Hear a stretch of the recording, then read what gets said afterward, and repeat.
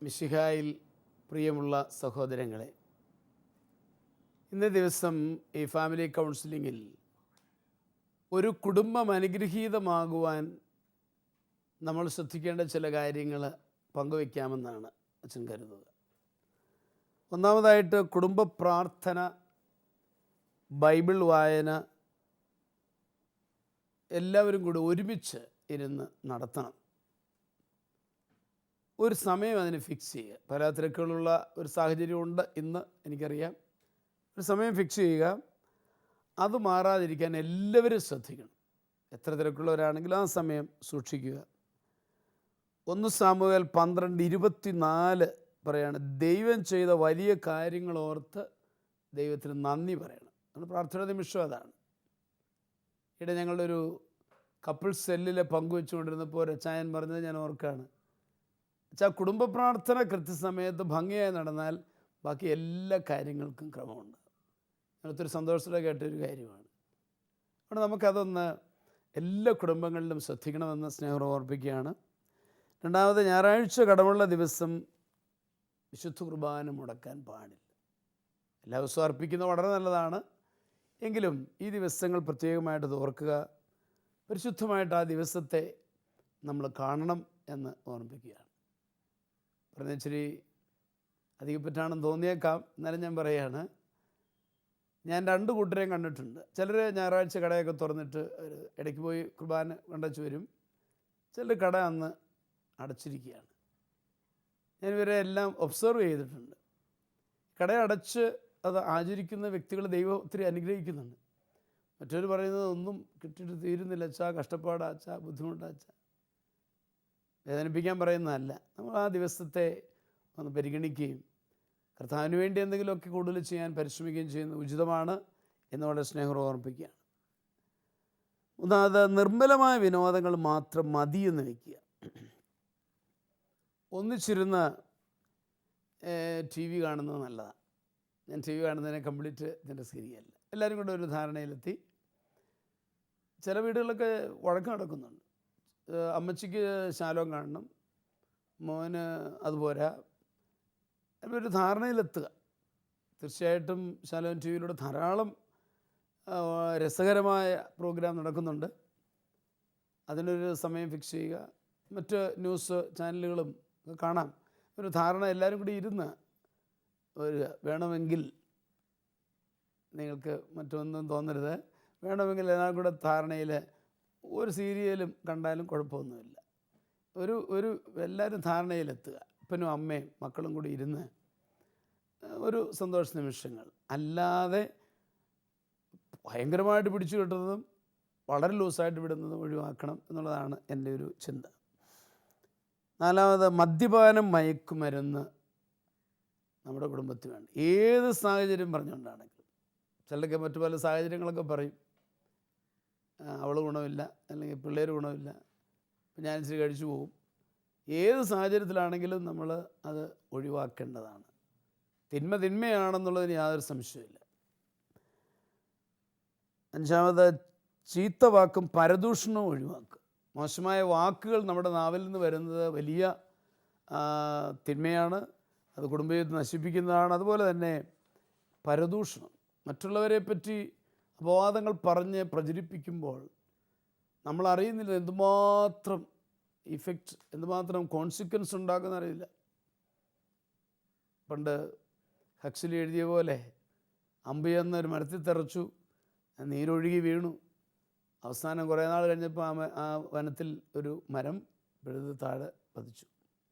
വലിയ ദൂഷ്യങ്ങൾ ചെയ്യുന്നതാണ് നമ്മൾ പറഞ്ഞു വിടുന്ന ഓരോ പരദൂഷണം എന്ന് ഓർക്കുക. അത് നമ്മുടെ കുടുംബത്തിൽ വേണ്ട എന്നിരിക്കണം. പതിവായിട്ട് കുമ്പസാരം, കുർബാന സ്വീകരണം ശ്രദ്ധിക്കണം.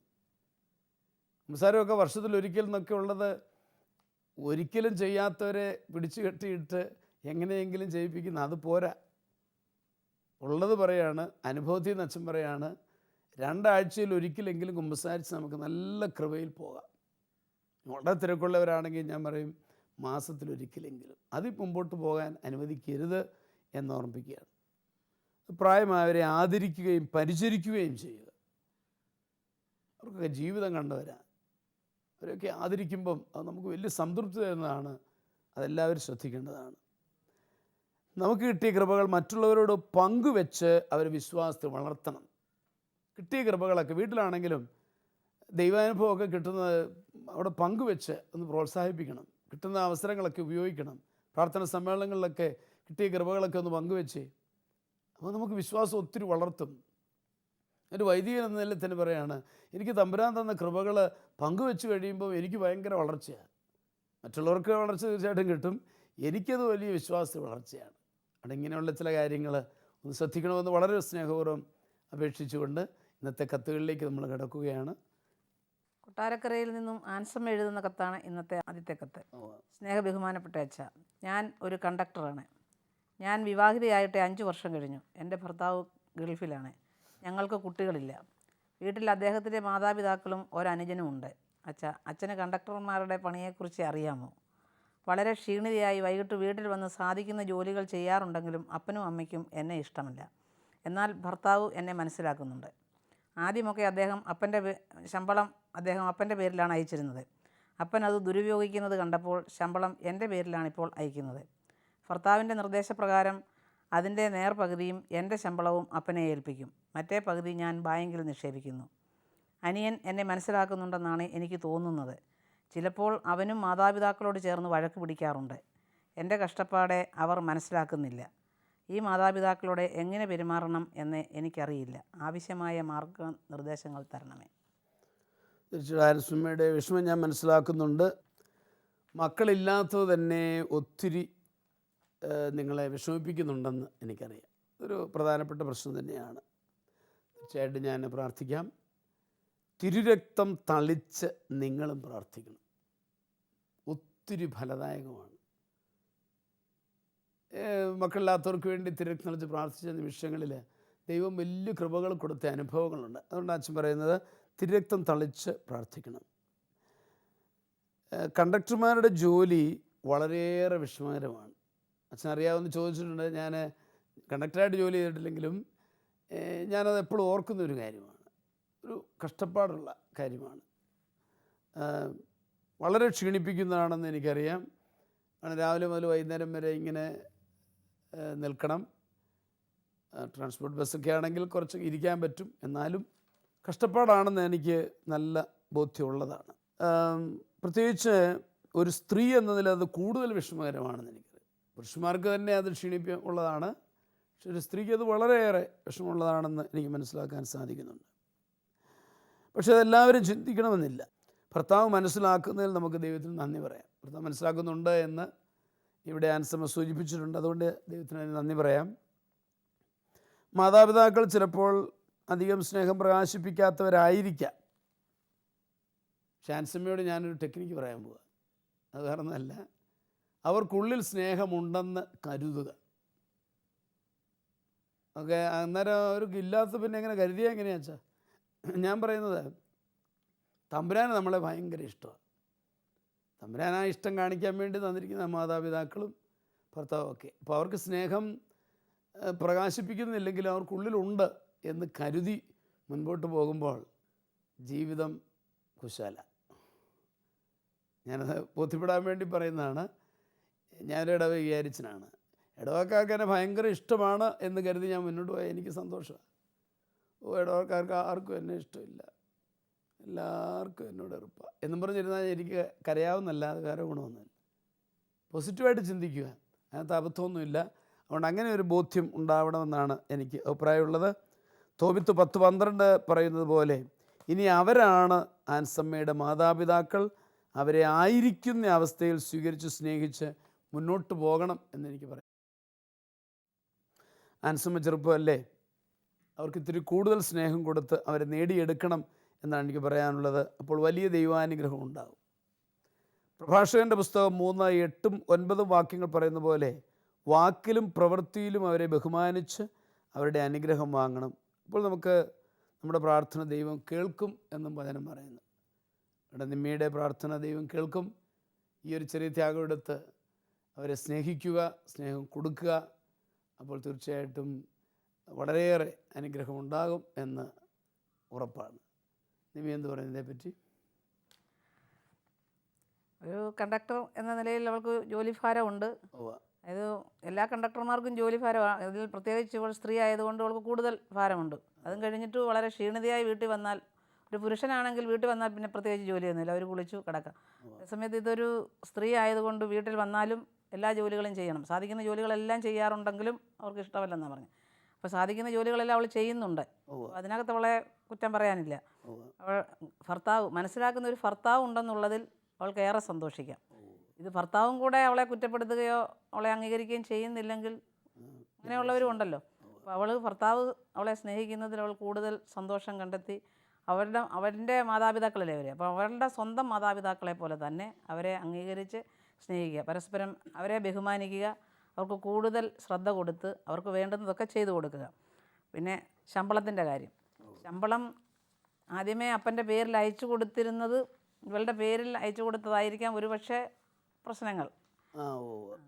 അപ്പന്മാർക്ക് കിട്ടിക്കൊണ്ടിരുന്നത് കുറയുമ്പോൾ അവർക്കുണ്ടാകുന്ന ഒരു ഷോക്കുണ്ടല്ലോ, അത് അവൻ ശ്രദ്ധാപൂർവം കൈകാര്യം ചെയ്താൽ പറ്റും. ഇവളുടെ ശമ്പളം വീട്ടിൽ മൊത്തം കൊടുക്കട്ടെ, എന്നിട്ട് അവൻ്റെ ശമ്പളം അവൻ അക്കൗണ്ടാക്കരുതോ, അവൻ്റെ അക്കൗണ്ടിലാക്കി ബാങ്കിൽ നിക്ഷേപിക്കുകയാണെങ്കിൽ പ്രശ്നങ്ങൾ ഒഴിവാക്കാമെന്ന് എനിക്ക് തോന്നുന്നു. ഇവളുടെ ശമ്പളം മുഴുവനും ഇപ്പം അപ്പൻ്റെ കൊടുക്കുന്നത്, അവൻ്റെ ശമ്പളം ഇവളുടെ പേരിൽ അയച്ചിട്ട് അതിൻ്റെ നേർപകുതി, പിന്നെ നേർപകുതി ഇവൾ ബാങ്കിൽ നിക്ഷേപിക്കുന്നത് അവർക്ക് സഹിക്കാൻ പറ്റത്തില്ലായിരിക്കാം. ഇവളെ വേറെയായിട്ട് കരുതുന്നതുകൊണ്ടായിരിക്കും. അല്ല, സ്വന്തം മകളെ ആണെങ്കിൽ അവർക്കത് ഉൾക്കൊള്ളാമല്ലോ. അപ്പം ആ മകളെ ഇവർ സ്വന്തം മകളായിട്ട് കരുതുകയും, അത് ഇപ്പോൾ അപ്പനും അമ്മയും അത് അംഗീകരിക്കാൻ പറ്റത്തില്ല. പ്രായമായവരെ നമുക്ക് തിരുത്താൻ പറ്റത്തില്ല. പക്ഷെ നമുക്ക് അത് അവരെ അംഗീകരിച്ച് അവരെ സ്നേഹിച്ച് ബഹുമാനിച്ച് പോവുക. അപ്പം അവൻ്റെ ശമ്പളം അവൻ ബാങ്കിൽ നിക്ഷേപിച്ചിട്ട് ഇവളുടെ ശമ്പളം നേരെ മൊത്തം അവളങ്ങ് കൊടുക്കട്ടെ. പിന്നെ അവൻ ആവശ്യമുണ്ടെങ്കിൽ അവർ അപ്പന് ചോദിക്കുമ്പോൾ അങ്ങോട്ട് അയച്ചു കൊടുത്താൽ മതി. ഇവളുടെ കയ്യിൽ നിന്ന് മേടിക്കുന്ന അവൻ്റെ ശമ്പളം ഇവളങ്ങനെ കൊടുക്കണ്ട എന്നുള്ളതായിരിക്കാം അഭിപ്രായം. ഇല്ലെങ്കിലും ഇവിടുത്തെ തുക കുറയും, കാരണം പകുതി മറ്റേതിൻ്റെ കിട്ടുന്നുണ്ട്. പകുതി മറ്റേതിൻ്റെ കിട്ടുന്നുണ്ട്, അത് ശരിയാ. എങ്കിലും അത് അവളിൽ നിന്ന് മേടിക്കാൻ അവർ ഒരു പക്ഷേ വിഷമമായിരിക്കും. മകനല്ലേ ജോലി ചെയ്തത്, അപ്പോൾ അവളുടെ കയ്യിൽ നിന്ന് അങ്ങനെ നേരെ വേണ്ട, എനിക്ക് നേരെ തന്നത് അപ്പോൾ അങ്ങനെ തന്നെ വേണമെന്നുള്ളൊരു ശാഠ്യം കാണും. അത് നേരെ പറയുന്നില്ലെന്ന് ഇവളത് പറഞ്ഞിട്ടില്ല, പക്ഷെ അങ്ങനെയൊക്കെ അവിടെ ഉണ്ടായിരിക്കാം. എങ്കിലാണെങ്കിലും അത് അവൻ ബുദ്ധിപൂർവ്വം കൈകാര്യം ചെയ്താൽ മതി. ഇപ്പോൾ ഇവളുടെ ശമ്പളവും കൊടുക്കുന്നുണ്ട്, അവൾ അങ്ങനെ ഒരു നല്ല കാര്യം ചെയ്യുന്നുണ്ട്. ഇപ്പോഴത്തെ സാധാരണഗതിയിൽ പെണ്ണുങ്ങളൊന്നും അവരുടെ ശമ്പളമൊന്നും വീട്ടിൽ കൊടുക്കാറില്ല. ഇവൾ നല്ല കാര്യങ്ങളെല്ലാം ചെയ്യുന്നുണ്ട്. അപ്പോൾ അവൾക്ക് മക്കളില്ല എന്നുള്ളത് അവൾക്ക് വിഷമമുണ്ട്. പിന്നെ ഭർത്താവ് ദൂരെയാണ്, അപ്പം ഭർത്താവ് ദൂരെയായി, മക്കളും ഇല്ല. അപ്പം കിട്ടേണ്ട സ്നേഹം ഈ മാതാപിതാക്കളിൽ നിന്ന്, ആ മാതാപിതാക്കൾ ഇപ്രകാരമാകുമ്പോൾ അവൾ വിഷമിക്കും. പിന്നെ അനുജൻ മനസ്സിലാക്കുന്നുണ്ടെന്ന് പറഞ്ഞു. അനുജൻ മനസ്സിലാക്കിയിട്ട് കാര്യമൊന്നുമില്ല, എങ്കിലും അവൻ മനസ്സിലാക്കുന്നുണ്ട്. എങ്കിലും അവനും കൂടെ ചേർന്ന് അപ്പൻ്റെ അമ്മയെ സന്തോഷിപ്പിക്കാനായിരിക്കും കൂടെ ചേർന്ന് വഴക്ക് പിടിക്കുന്നുണ്ട്. അപ്പം ഇതെല്ലാം സഹനം ദൈവത്തിൽ നിന്നുള്ളതാണ്. ദൈവമാണ് ഈ മാതാപിതാക്കളെ ഇവർക്ക് കൊടുത്തത്. അപ്പോൾ അവരെ അംഗീകരിച്ച് അവരെ സ്നേഹിച്ച് ജീവിക്കുക. റോമർ 8:28 പറഞ്ഞിരിക്കുന്നത് പോലെ പിന്നെ എല്ലാം നന്മയ്ക്കായി പരിണമിപ്പിക്കും എന്നുള്ള വിശ്വാസത്തോടു കൂടി അവൾ ജീവിക്കട്ടെ എന്നാണ് ഞാൻ പറയുന്നത്. അപ്പോൾ അത് ആ ഒരു ബോധ്യം വിശ്വാസത്തോടെ എടുക്കണമെന്നുള്ളതാണ് നീ പറയുന്നത്. ടോമിൻസ് എന്ത് പറയുന്നു? തീർച്ചയായിട്ടും മക്കൾ ദൈവത്തിൻ്റെ ദാനമാണ്. അവർക്ക് 5 വർഷമായിട്ട് മക്കളില്ല. 4 കൊല്ലം വരെ മക്കളില്ലാതെ ഞങ്ങളും ഞാൻ ഗൾഫിലായിരുന്നു ആദ്യം. അത് കഴിഞ്ഞിട്ട് പിന്നെ ആ കാലയളവിലൊന്നും ഞാൻ കുഞ്ഞുങ്ങളില്ലായിരുന്നു. വീണ്ടും ഞങ്ങൾ ഒന്നിച്ച് ഇവളെ വൈഫിനെ കൂടെ ഞാനങ്ങ് കൊണ്ടുപോയി കഴിഞ്ഞാണ് ഞങ്ങൾക്ക് കുഞ്ഞുങ്ങളുണ്ടാകുന്നത്. തീർച്ചയായിട്ടും അവർ ഒന്നിച്ച് താമസിക്കേണ്ടത് മക്കളുണ്ടാകേണ്ടതിൻ്റെ ആവശ്യകതയിലൊന്നാണ്.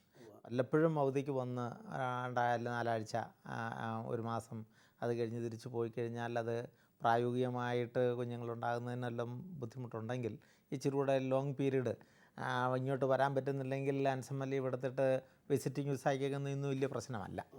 അപ്പോൾ അങ്ങോട്ട് പോവുകയോ അല്ലെങ്കിൽ ഇങ്ങോട്ട് പോരുകയോ ഏതെങ്കിലും ചെയ്തിട്ട് അവരൊന്നിച്ച് വസിക്കുന്നത് മക്കളുണ്ടാകുന്നതിന് ആവശ്യമാണ്. അത് ഒന്ന് ശ്രദ്ധിക്കുക. മക്കളുണ്ടായിക്കഴിഞ്ഞാൽ പകുതി പ്രശ്നം തീരും. മക്കളില്ലാത്തത് കൊണ്ടൊരു ടെൻഷൻ അതിൻ്റെ ഇതെല്ലാം കൂടെ വരുമ്പോഴാണ് ഈ വീട്ടിൽ പ്രശ്നങ്ങളുണ്ടാകുന്നത്. 2 നിമ്മ പറഞ്ഞ് ഞാനൊന്നുകൂടെ അടിവരയിടാൻ ആഗ്രഹിക്കുക. ഇവളുടെ കൈ കൊണ്ട് ഇവള് മാതാപിതാക്കൾക്കും അനിയനും കൊടുക്കണ്ട, അവൻ കൊടുക്കട്ടെ. സാമ്പത്തിക കാര്യങ്ങൾ തീർച്ചയായിട്ടും മാതാപിതാക്കൾക്ക് അത് ഫീൽ ചെയ്യും. ഒരു മരുമോൾ എണ്ണിച്ചുട്ടപ്പം പോലെ അവൾ തരുന്നത് കൊണ്ട് വീട്ടുകാര്യങ്ങൾ ഞങ്ങൾ നടത്തണം. അവളപ്പോൾ ഒരു സ്ഥാനക്കാരിയായിട്ട് അവൾ മാറുന്നത് അപ്പന് പ്രത്യേകിച്ചത് വേദനയ്ക്ക് കാരണമാകാം. അതൊരു പക്ഷേ എങ്കിൽ അത് തന്മയത്തായിട്ട് അവൻ തന്നെ കൈകാര്യം ചെയ്യും. അതല്ലെങ്കിൽ ആൻസമ്മ അവനോട് പറഞ്ഞിട്ട് ഇനി മുതൽ ആൻസമ്മയുടെ ശമ്പളം പോലും ആൻസമ്മ അവൻ്റെ അക്കൗണ്ടിലോട്ട് ഇട്ടോട്ടെ, എന്നിട്ട് വീട്ടിൽ ആവശ്യമുള്ളത് അവൻ്റെ പകുതിയെന്നോ ഇവിടെ പകുതിയെന്നോ ഒന്നും വെക്കാതെ വീട്ടിൽ ആവശ്യമുള്ളതിന് അപ്പൻ്റെ പേരിലോട്ട് പിന്നെ അയച്ചു കൊടുക്കട്ടെ. അപ്പനോട് എന്തിനൊക്കെ ചിലവഴിക്കണം, എങ്ങനെ വേണമെന്നുള്ള ഒരു മാർഗ്ഗനിർദ്ദേശം അവൻ കൊടുക്കുന്നതുകൊണ്ട് അപ്പനത് ഫീൽ ചെയ്യത്തില്ല. അപ്പൻ തന്നെ ചിലവഴിക്കുന്നത് അപ്പന് നേരത്തെ കൊടുത്തോണ്ടിരുന്നു, അപ്പൻ ഉപയോഗിച്ചില്ല എന്ന് പറയുന്നുണ്ടെങ്കിലും അത് വേണ്ട നിർദ്ദേശം കൊടുത്തുകൊണ്ട് അവൻ തന്നെ അത് ഹാൻഡിൽ ചെയ്യുന്നതാണ് നല്ലത്. ആൻസമ്മയെ അതിനകത്തോട്ട് വലിച്ചഴയ്ക്കാതിരിക്കുന്നത് ആൻസമ്മയോടുള്ള മാനസിക ഐക്യം വഷളാകാതിരിക്കാൻ നല്ലതാണ്. അപ്പോൾ ആൻസമ്മയോടുള്ള ഐക്യം വഷളാതിരിക്കാൻ വേണ്ടി വരുമാനം ഭർത്താവിൻ്റെ പേരിൽ ആകട്ടെ, ആവശ്യമുള്ളതുപോലെ നൽകട്ടെ എന്നുള്ളതാണ് ടോമിസിൻ്റെ അഭിപ്രായം. ഇത് നമുക്ക് ആൻസമ്മ ഈ കാര്യങ്ങൾ ശ്രദ്ധിച്ചിട്ടുണ്ട്. ആൻസമ്മ അതുകൊണ്ട് വിഷമിക്കാതെ പ്രാർത്ഥനാപൂർവ്വം പരിശ്രമിക്കണം എന്ന് ഞാൻ അപേക്ഷിക്കുകയാണ്. അടുത്ത കത്തിലേക്ക് കിടക്കല്ലേ. അടുത്ത കത്ത് തകഴിയിൽ നിന്നും ടെസ്സി എഴുതുന്നതാണ്. പ്രിയ ബഹുമാനപ്പെട്ട അച്ഛ, എൻ്റെ മകനെക്കുറിച്ച് പറയാനാണ് ഈ കത്തെഴുതുന്നത്. ഞങ്ങൾക്ക് 10 വയസ്സുള്ള ഒരു മകനേ ഉള്ളൂ. 5ാം ക്ലാസ്സിൽ പഠിക്കുന്നു. എന്നെ അലട്ടുന്ന ചിന്ത അവന് പഠിക്കണമെന്ന വിചാരമേ ഇല്ല. എപ്പോഴും കളിയാണ്. അല്പസമയം കിട്ടിയാൽ എൻ്റെ ശ്രദ്ധ ഒന്ന് തിരിഞ്ഞാൽ വീട്ടിനടുത്തുള്ള ആറ്റിൽ പോയി ചാടും. ആറ്റിൽ നിന്ന് കയറുകയില്ല. അന്വേഷിച്ചു പോയി വീട്ടിൽ വിളിച്ചുകൊണ്ട് വന്നാൽ പിന്നെ വലിയ വഴക്കാണ്. അച്ഛാ, അവനിൽ എന്തോ പിശാചുണ്ടെന്നാണ് എനിക്ക് തോന്നുന്നത്. പഠിക്കുവാനും പ്രാർത്ഥിക്കുവാനും താല്പര്യമില്ല. ഈ ചെറുപ്രായത്തിലെ ഞങ്ങളോട് ശണ്ട കൂട്ടും. ഈ സാഹചര്യത്തിൽ ഞങ്ങൾ എന്ത് ചെയ്യണമെന്ന് ശാലോം TV യിലൂടെ അച്ഛൻ പറഞ്ഞു തരാമോ? തീർച്ചയായിട്ടും ടെസ്സിയുടെ വിഷമം ഞാൻ മനസ്സിലാക്കുന്നു. കുട്ടിക്കാലം പഠനത്തിന് മടിയുണ്ടാകുന്ന സമയമാണ്. ടെസ്സി മനസ്സിലാക്കണം, പിള്ളേരിങ്ങനെ കളിച്ചു നടക്കാനാണ് ഇഷ്ടപ്പെടുന്നത്. അതുകൊണ്ട് അതൊരു സാധാരണ സമയമാണെന്ന് ഓർക്കുക. വലിയ വിഷമം ഉണ്ടാക്കാതെ കാര്യങ്ങൾ അതിനെ കാണണമെന്നാണ് എനിക്ക് പറയാനുള്ളത്.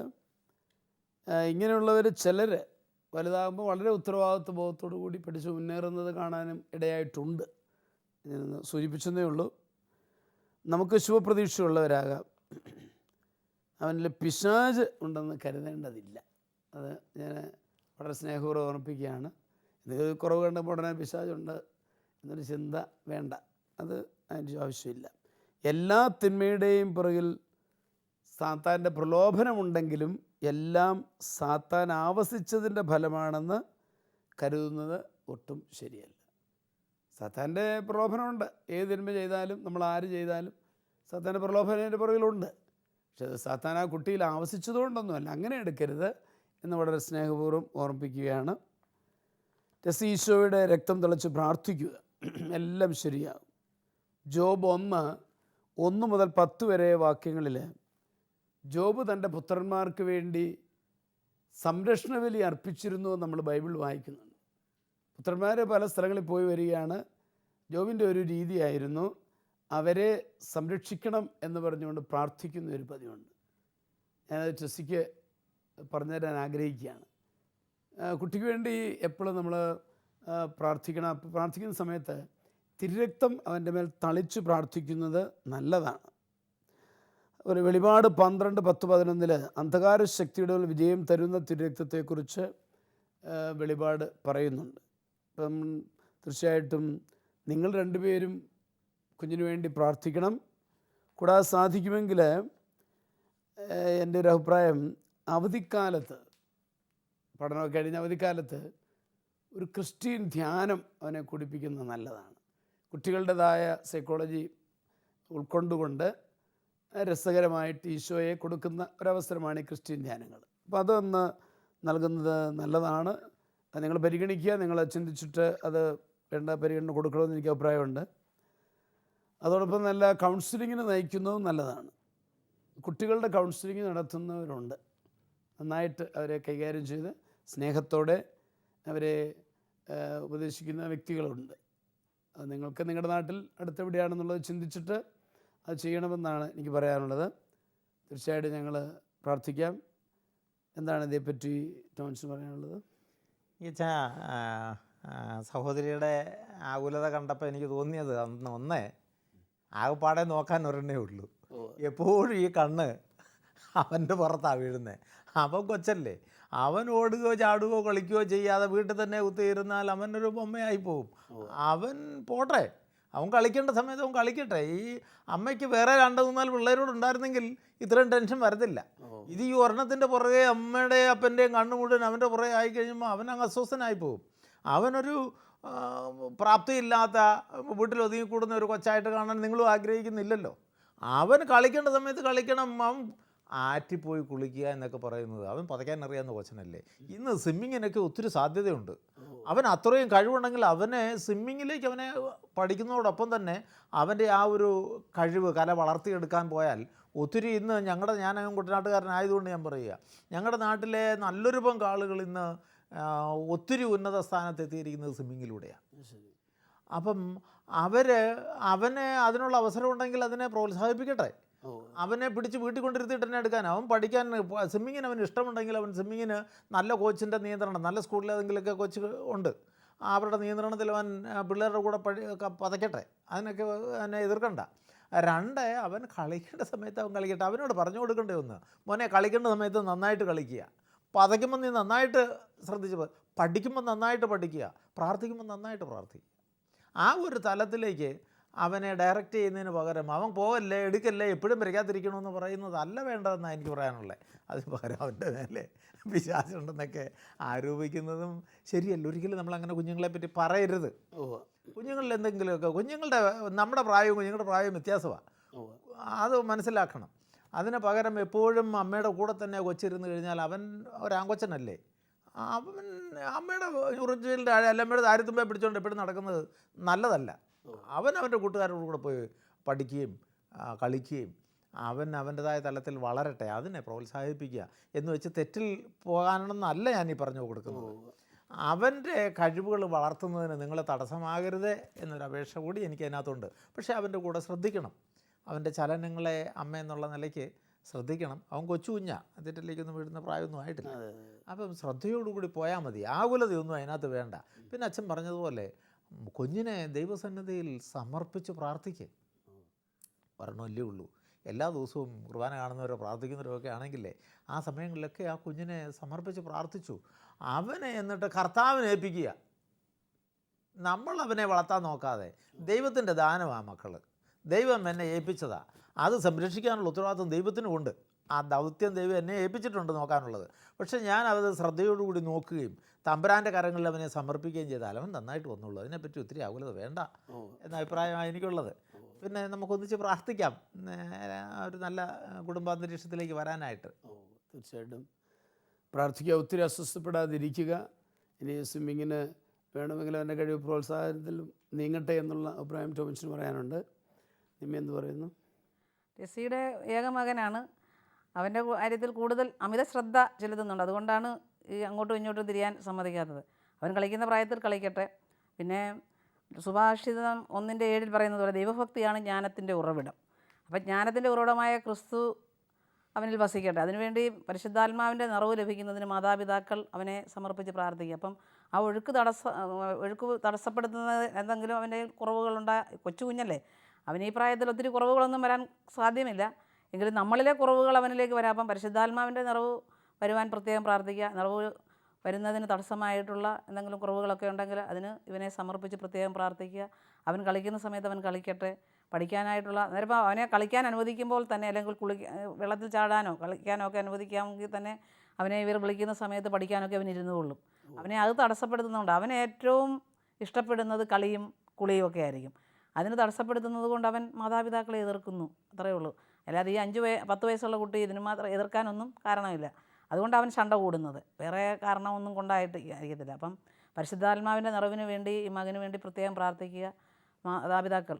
അതാണ് എനിക്ക് പറയാനുള്ളത്. കൂടുതൽ നിമ്മിയുടെ അഭിപ്രായത്തിൽ കൂടുതലായിട്ട് പരിശുദ്ധാത്മാവിൻ്റെ നിറവിന് വേണ്ടി പ്രാർത്ഥിച്ച് കുഞ്ഞിനെ ഒത്തിരി അങ്ങ് നിയന്ത്രിക്കാതെ കളിച്ച് വളരട്ടെ എന്നുള്ള ഒരഭിപ്രായമാണ് നിമ്മയുടെ അഭിപ്രായം. ഈ അവസരത്തിൽ പൊതുവായിട്ട് ഞങ്ങൾ സൂചിപ്പിച്ചതുപോലെ ഇവരെ ദൈവത്തിൻ്റെ തിരുമുമ്പാകെ സമർപ്പിച്ചുകൊണ്ട് നമ്മൾ പോകണം. എങ്കിലും കുട്ടിയാണെന്ന് ഓർക്കുക. വലിയൊരാളെ പോലെ പരിഗണിച്ച് വലിയ നിർദ്ദേശങ്ങൾ കൊടുക്കണ്ട. എന്നാൽ കളിക്കാനൊക്കെ അവസരം കൊടുക്കണം, നീന്താൻ അവസരം കൊടുക്കണം. എന്നാൽ പഠിക്കാനുള്ള താല്പര്യവും അമ്മ സ്നേഹത്തോടെ ഉപദേശിച്ചു കൊടുക്കുക. പിന്നെ ഒട്ടേറെ അസ്വസ്ഥപ്പെട്ട് ഇരിക്കരുത്, നിങ്ങൾ തന്നെ അസ്വസ്ഥപ്പെടേണ്ട ആവശ്യമില്ല എന്നുള്ളതും എടുത്തു പറയുകയാണ്. സാധിക്കുമെങ്കിൽ ഞാൻ സൂചിപ്പിച്ചതുപോലെ അവധിക്കാലത്തൊരു ക്രിസ്ത്യൻ ധ്യാനം റെക്കമെൻഡ് ചെയ്യുന്നു. അതുപോലെ തന്നെ ഒരു കൗൺസിലിംഗ്, കുട്ടികളുടെ കൗൺസിലിംഗ് നടത്തുന്ന സ്ഥലങ്ങളുണ്ട്. പ്രത്യേകിച്ചും തകഴിയിൽ നിന്നുമാണ് എഴുതിയിരിക്കുന്നത്. അതുകൊണ്ട് ഞാൻ മനസ്സിലാക്കുന്ന ചങ്ങനാശ്ശേരി അതിരൂപതയാണ്. അതുകൊണ്ട് ചങ്ങനാശ്ശേരി അതിരൂപതയിൽ ധാരാളം സ്ഥലങ്ങളുണ്ട്. കുട്ടികളുടെ തന്നെ കൗൺസിലിംഗ് നടത്തുന്ന ധാരാളം ആളുകളുണ്ട്. ഒരുപക്ഷെ നമ്മുടെ വിചാരിച്ചുകൊണ്ട് ചോദിച്ചാൽ കൃത്യമായിട്ട് പറഞ്ഞു തരും. അപ്പോൾ അത് ഒന്ന് മനസ്സിലാക്കി കുഞ്ഞുമായിട്ടൊന്ന് പോകുന്നത് നല്ലതാണ്. അപ്പോൾ ഒരു വേണ്ട മാർഗനിർദ്ദേശങ്ങൾ അവിടെ നിന്ന് ലഭിക്കും എന്നുള്ളത് പ്രത്യേകമായിട്ട് പറയുകയാണ്. കൂടാതെ ഈ അവസരത്തിൽ നമുക്കറിയാം, കൊച്ചു കുട്ടികളെ കുട്ടികളായിട്ട് കരുതണമെന്ന് പൊതുവെ മാതാപിതാക്കളോട് എനിക്ക് പറയാനുണ്ട്. കുട്ടികളെ നമ്മൾ മുതിർന്നവരായിട്ട് കരുതുന്നത് വലിയൊരു അപകടമാണ്. മുതിർന്നവരോട് ഡീൽ ചെയ്യുന്ന പോലെ ഡീൽ ചെയ്യാൻ പാടില്ല. അതുകൊണ്ട് അവർ കുറച്ച് കളിക്കാനും വിശ്രമിക്കാനും ഒക്കെ അവർക്ക് അവസരം കൊടുക്കണം. പിന്നെ അമ്മയ്ക്ക് തീർച്ചയായിട്ടും എനിക്കറിയാം ഒത്തിരി സ്നേഹമുണ്ട്. അമ്മ സ്നേഹത്തോടു കൂടി അവരെ സ്വീകരിക്കാനും കയ്യിലെടുക്കുവാനും കഴിയണം എന്നുകൂടെ വളരെ സ്നേഹത്തോടെ ഓർമ്മിപ്പിക്കുകയാണ്. ഇനിയും ഇതേപ്പറ്റി ഒത്തിരി അസ്വസ്ഥപ്പെടാതെ ദൈവത്തിൻ്റെ പരിപാലനയിൽ കാണാനും സ്നേഹത്തോടു കൂടി ആയിരിക്കാൻ ശ്രദ്ധിക്കുക. ടോമിച്ചൻ ചെറുതായിട്ട് സൂചിപ്പിക്കുകയുണ്ടായി, നമുക്കൊരു കുഞ്ഞേ ഉള്ളല്ലോ, അതുകൊണ്ട് ഒരു കൂടുതൽ ബോധറേഷൻ ഉണ്ടാകാം എന്ന്. നിങ്ങളുടെ സാഹചര്യമൊന്നും എനിക്ക് അറിഞ്ഞുകൂടാ, എങ്കിലും പറഞ്ഞതിൽ വലിയൊരു കാര്യമുണ്ട്. കാരണം നമുക്ക് ദൈവം നൽകുന്ന മക്കളെ സ്വീകരിക്കണം, സമ്മാനമായി സ്വീകരിക്കണം. അതിനായിട്ടൊരു താല്പര്യം എടുക്കണം എന്നുകൂടെ ഞാൻ സ്നേഹപൂർവ്വം ഓർമ്മിപ്പിക്കുകയാണ്. നമ്മൾക്ക് എത്ര കുഞ്ഞുങ്ങൾ വേണമെന്ന് തീരുമാനിക്കേണ്ടത് ദൈവമാണ്, നമ്മളല്ല. ദൈവം തീരുമാനിക്കുന്നതനുസരിച്ച് കുഞ്ഞുങ്ങളെ സ്വീകരിക്കാനും ആ കുഞ്ഞുങ്ങളെ ദൈവത്തിന് വേണ്ടി വളർത്തുവാനും ഒരു തീരുമാനം ഹൃദയത്തിലെടുക്കണം എന്നുകൂടെ ഞാൻ ഈ അവസരത്തിൽ വളരെ സ്നേഹപൂർവ്വം ഓർമ്മിപ്പിക്കുകയാണ്. കുഞ്ഞുങ്ങളെ നമ്മൾ പ്രത്യേകിച്ചും കൃത്രിമമായ മാർഗങ്ങളിലൂടെ നിയന്ത്രിക്കാതിരിക്കുവാൻ ശ്രദ്ധിക്കണം എന്ന് സ്നേഹപൂർവ്വം ഓർമ്മിപ്പിക്കുകയാണ്. നമുക്ക് ഈ കുടുംബങ്ങളെ ഈശോയ്ക്ക് സമർപ്പിച്ച് പ്രാർത്ഥിക്കാം. പരമകാരുണ്യവാന സ്നേഹം തന്നെയുമായ പുണ്യതമ്പുരാനെ, ഈ രണ്ട് കുടുംബങ്ങളെയും അങ്ങയുടെ തിരുമുമ്പാകെ ഞങ്ങൾ സമർപ്പിക്കുകയാണ്. അങ്ങ് അറിയുന്നത് പോലെ അവരുടെ പ്രശ്നങ്ങൾ മറ്റാരും അറിയുന്നില്ല. ഞങ്ങളെക്കാളേറെ പ്രശ്നങ്ങൾ അറിഞ്ഞുകൊണ്ടിരിക്കുന്ന അങ്ങ് ഈ നിമിഷം ആ കുടുംബങ്ങളിലേക്ക് കടന്നു ചെന്ന് അവരെ അനുഗ്രഹിക്കണമേ. അവരുടെ പ്രശ്നങ്ങൾ പരിഹരിച്ച് അവരെ സന്തോഷം, സ്നേഹവും സമാധാനവും കൊണ്ട് ആ കുടുംബങ്ങളെ നിറയ്ക്കണമേ. ഞങ്ങളെ കേട്ടുകൊണ്ടിരിക്കുന്ന എല്ലാ കുടുംബങ്ങളെയും കർത്താവെ അങ്ങ് അനുഗ്രഹിക്കണമേ. കൂടെയായിരുന്നവരെ ശക്തിപ്പെടുത്തണമേ. പിതാവും പുത്രനും പരിശുദ്ധാത്മാവുമായ സർവേശ്വര എന്നേക്കും ആമേൻ. ആമേൻ.